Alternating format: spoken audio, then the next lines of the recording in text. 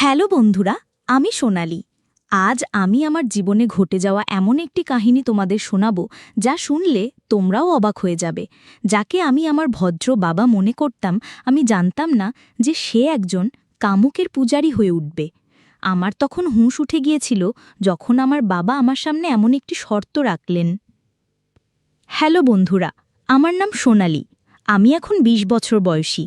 আমার গায়ের রং ফর্সা এবং আমি দেখতে বেশ সুন্দর। আমি আমার শরীরকে সম্পূর্ণ ফিট রাখি। আমার বডি একদম চমৎকার। আমাদের বাড়িতে বাবা এবং আমার একটি ছোট বোন আছে। আজ থেকে ২ বছর আগে আমার মায়ের মৃত্যু হয়েছিল, তাই আমার বাবা নিজেকে খুব একা অনুভব করতে শুরু করেছিলেন। বাবার একাকিত্ব আমি সহজ করতে পারছিলাম না, কারণ তিনি খুবই বিষণ্ণ হয়ে পড়েছিলেন, কিন্তু তিনি আমাকে খুব ভালোবাসতেন। আমি বাবাকে খুশি রাখার জন্য সব চেষ্টা করছিলাম। কিছু সময় কেটে গেলে ধীরে ধীরে বাবার স্বভাবে কিছু পরিবর্তন আসতে শুরু করল। এখন বাবা আমার সাথে একজন বন্ধুর মতো থাকতে শুরু করেছিলেন। আমরা একে অপরের সাথে সব কথা শেয়ার করতে শুরু করেছিলাম, কিন্তু জানি না কেন বাবা আমাকে অদ্ভুত দৃষ্টিতে দেখতেন। একদিন জানি না বাবার মাথায় কি চলছিল, তিনি আমাকে বললেন, সোনালি, তোমার কি কোনো বয়ফ্রেন্ড আছে? আমি একদম ঘাবড়ে গেলাম যে বাবা এমন কথা কেন বলছেন, কিন্তু আমি বাবাকে না বলে উত্তর দিলাম যে আমার কোনো বয়ফ্রেন্ড নেই। তিনি আমাকে বলতে লাগলেন, সোনালি, তুমি আমার কাছে খুব সুন্দর লাগো, ঠিক যেমন তোমার মা দেখতে ছিল।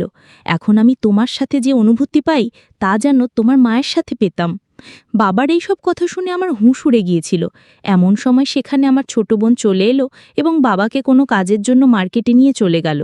আমি বাবার সেই কথা শুনে হতবাক হয়ে গিয়েছিলাম। এখন ধীরে ধীরে আমিও বাবার ওপর দৃষ্টি দিতে শুরু করেছিলাম। এই সব ভাবতে ভাবতে কখন যে আমার চোখে ঘুম এসে গেল আমি টেরও পাইনি। যখন আমি উঠলাম তখন দেখলাম বেশ অন্ধকার হয়ে গেছে এবং বাড়িতে কেউ নেই। সম্ভবত বাবা এবং আমার ছোট বোন এখনও মার্কেট থেকে ফেরেনি। তারপর আমি বাথরুমে গিয়ে গোসল করতে লাগলাম। এমন সময় বাবা এবং আমার বোন মার্কেট থেকে ফিরে এলো। আমি তাদের কাছে গিয়ে কথা বলতে লাগলাম। তারপর বাবা বাইরে কোনো কাজে চলে গেলেন এবং আমি বাড়ির কাজ করতে লাগলাম। আমি সারাদিন বাবার কথাই ভাবছিলাম যে তিনি আমাকে এমন কেন বললেন। এমন সময় আমার একটি সখী আমার কাছে এসে বলল, আরে সোনালি, তুমি কি ভাবছো? এতে আমি বললাম, না কবিতা, আমি তো কিছুই ভাবছি না।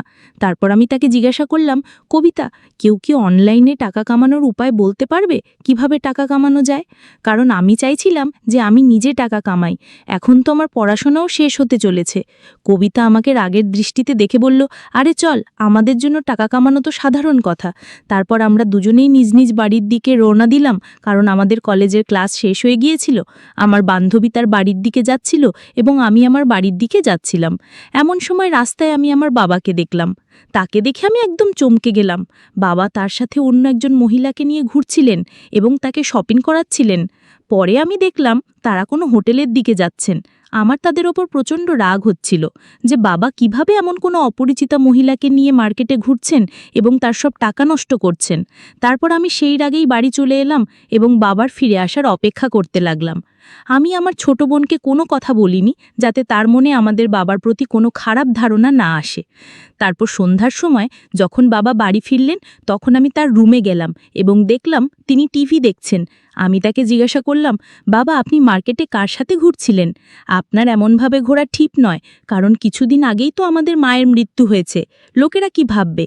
বাবা বললেন, না সোনালি, আমি ঘুরব, আমার কারো পরোয়া নেই। তার সাথে ঘুরতে আমার বেশ মজা লাগে এবং আমার জন্য এটাই ঠিক। এখন না ঘুরলে কখন ঘুরব? তিনি আমাকে রাগে বলছিলেন। আমি তাকে অনেকবার বোঝানোর চেষ্টা করলাম যে আপনি এমন করবেন না, কিন্তু তিনি মানছিলেন না। আমার অনেক চেষ্টার পর তিনি বললেন, ঠিক আছে, তার সাথে আর ঘুরব না, কিন্তু আমারও একটি শর্ত আছে। যদি তুমি তা পূরণ করো তবে আমি তার সাথে থাকাও ছেড়ে দেব। আমি বললাম, হ্যাঁ বলুন, কি শর্ত? বাবা তৎক্ষণাৎ বললেন, যেভাবে সে আমার সাথে ঘোরে আজ থেকে তুমি আমার সাথে ঘুরবে এবং আমার প্রয়োজনও পূরণ করবে। আমি তাকে বললাম, না, এটা হতে পারে না। আমি কেন এমন করে আপনার সাথে ঘুরতে যাব? তখন বাবা বললেন, তাহলে ঠিক আছে, আমাকে বোঝাতে হবে না, আমি যা করছি তুমি আমাকে বলো না। তারপর আমি বললাম, চলো ঠিক আছে, সন্ধ্যায় ভেবে বলবো। এতটা বলে আমি তার রুম থেকে আমার রুমে চলে এলাম এবং বসে ভাবতে লাগলাম। এখন আমি পুরোপুরি বুঝে ফেলেছি যে আমার বাবা আমার কাছ থেকে কি চান। বাবার কথাগুলো ভেবে ভেবে আমার টেনশন অনেক বেড়ে গিয়েছিল। আমি আজ পর্যন্ত এসব কিছু আশাও করিনি যে আমার বাবাও এমন কিছু করার কথা ভাবতে পারেন। আমার মনে হয়েছিল যে আমার বাবা খুবই ভদ্র মানুষ এবং আমাদের মায়ের মৃত্যুর পর বাবা ভালোভাবে আমাদের দেখাশোনা করবেন এবং আমাদের খারাপ সময়ে আমাদের পাশে থাকবেন। কিন্তু তিনি এখন থেকেই ভুল কাজ করতে শুরু করেছিলেন। এই সব কথা শোনার পর আমি বুঝে ফেলেছিলাম যে আমার বাবা নিজের সাথে সাথে আমাদের জীবনও নষ্ট করে দেবেন। এই সব কথা ভেবে আমার হৃৎস্পন্দন এত বেড়ে গিয়েছিল যে কেউ সামনে থাকলে সহজেই শুনতে পেত। তারপর আমার কয়েকদিন আগের কথা মনে পড়ল যে বাবা আমাকে কিভাবে দেখছিলেন। আমি পুরোপুরি বুঝে ফেলেছিলাম যে তিনি কি করতে চান। আমার কাছে খুব বড় সমস্যা ছিল যে এখন আমি কি করব। যদি আমি হ্যাঁ না বলি তাহলে সেই মহিলার খাতিরে নিজের সর্বনাশ করবেন এবং আমাদের জীবনও নষ্ট হয়ে যাবে। আমি বাবাকে এও বলতে পারিনি যে তিনি আমার সাথে স্বামী স্ত্রীর মতো থাকুন, কারণ দুনিয়ার চোখে তিনি আমার বাবা। তারপর হঠাৎ আমার মনে হলো যে হয়তো এই কথা ঘরের মধ্যেই থাকবে, এতে আমার ছোট বোনের জীবনও বেঁচে থাকবে এবং আমার বাবাও সঠিক পথে ফিরে আসবেন। এইসব ভেবে ভেবে আমি ঘুমিয়ে পড়লাম। তারপর যখন সকালে উঠলাম, বাবার ঘরে গেলাম। প্রথমে আমি বাবাকে অনেক বোঝালাম, কিন্তু তিনি আমার একটি কথাও শুনতে রাজি ছিলেন না। তারপর আমি তাকে বললাম, ঠিক আছে বাবা, আমি আপনার শর্ত মেনে নিচ্ছি, কিন্তু আগে আমরা শপিং করব। তারপর আমি বাবাকে বললাম যে এই কথা বাইরে কেউ জানতে পারবে না এবং আপনি আজকের পর কাউকে সাথে দেখাবেন না।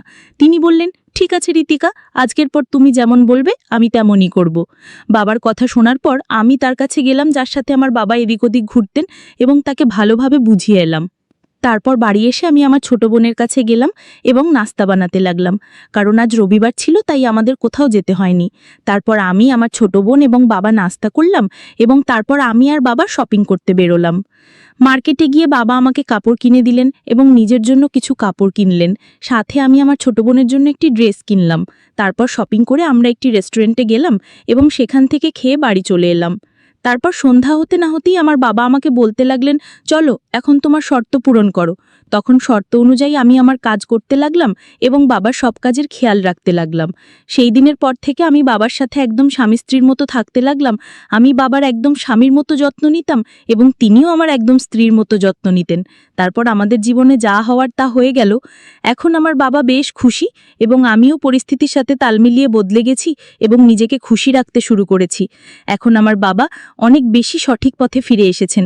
তিনি কারোর সাথে ঘোরাফেরাও করেন না, শুধু অফিসে যান এবং বাড়ি এসে আমার সাথে একদম স্বামী স্ত্রীর মতো থাকেন। এইভাবে আমরা সবাই খুশি খুশি আমাদের জীবন কাটাচ্ছি। আপনারা সবাই আমাকে ভুল বুঝবেন না। আমাকে বাধ্য হয়েই বাবার সব কথা মেনে নিতে হয়েছিল, কিন্তু এতে আমার কোনো ক্ষতি হয়নি, কারণ যদি আমি বাবার যত্ন না নিই তাহলে কে নেবে। প্রায় 5 মাস পর আমার চাকরির জয়নিং লেটারও চলে এলো এবং আমি সেখানে চলে গেলাম। এখন আমাদের পরিবারও ভালোভাবে চলছে, আমাদের বাড়িতে সবাই খুব খুশি। যদি আমি সেই দিন বাবাকে বোঝাতে না পারতাম তাহলে আর জানি না বাবা কোথায় কোথায় তার ভুল সম্পর্কগুলোকে এগিয়ে নিয়ে যাচ্ছিলেন এবং নিজের সাথে সাথে আমার আর আমার ছোট বোনের জীবনও নষ্ট করে দিচ্ছিলেন। এইভাবে আমি আর আমার বাবা একদম স্বামী স্ত্রীর মতো থেকে আমাদের বাড়িকে বাঁচিয়ে ফেলেছি। আর আগের কথা তো আপনারা বুঝতেই পারছেন, সেটা তো আপনারা সবাই জানেনই।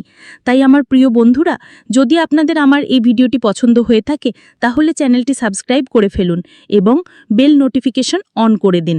একটি সুন্দর কমেন্ট করে জানান যে আমার গল্পটি আপনাদের কেমন লেগেছে। কাল দেখা হবে আরও একটি নতুন ভিডিওতে। ধন্যবাদ।